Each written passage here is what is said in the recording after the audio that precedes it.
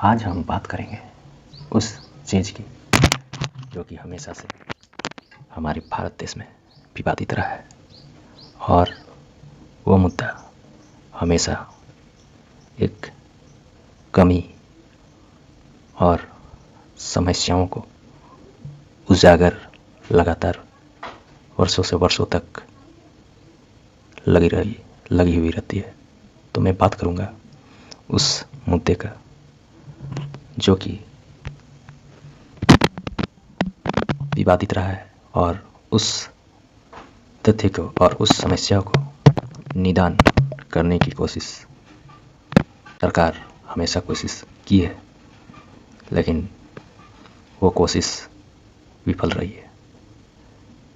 तो आइए मैं उस मुद्दे की ओर लेकर चलता हूँ।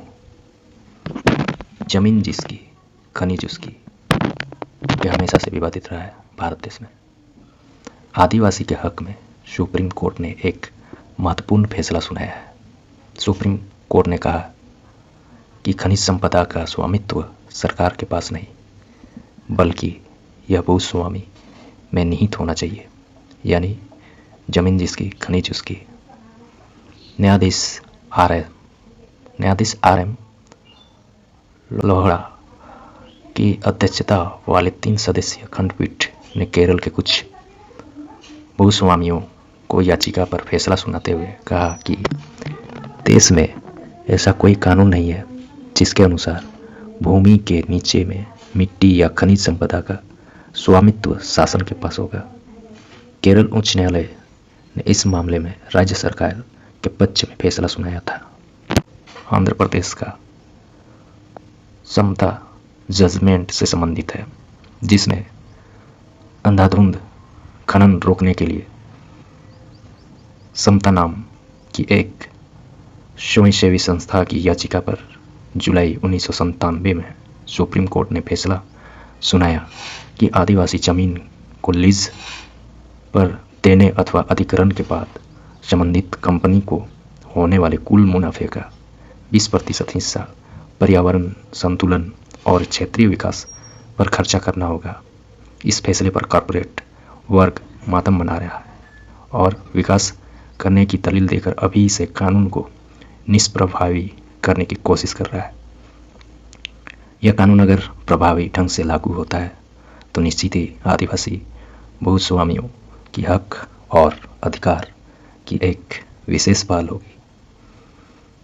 तो मैं वर्तमान में इस तरह के बहुत सारे समस्याओं को इंगित करना चाहूँगा, जैसे टासा प्रोजेक्ट, जो कि वहाँ से आउटसोर्सिंग यानी खनन के लिए भूमियों को लेने के बाद आसपास के गांवों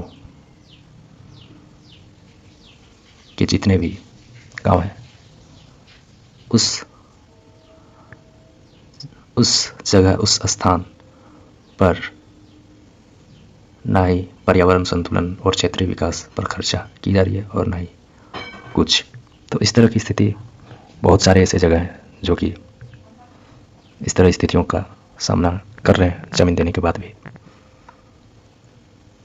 तो कुछ ऐसा ठोस निश्चित उपाय जो कि सरकार को करना चाहिए, ताकि जमीन देने के बाद भी उसे आने वाले साल और आने वाले पीढ़ियों को कोई कठिनाइयों का सामना न करना पड़े।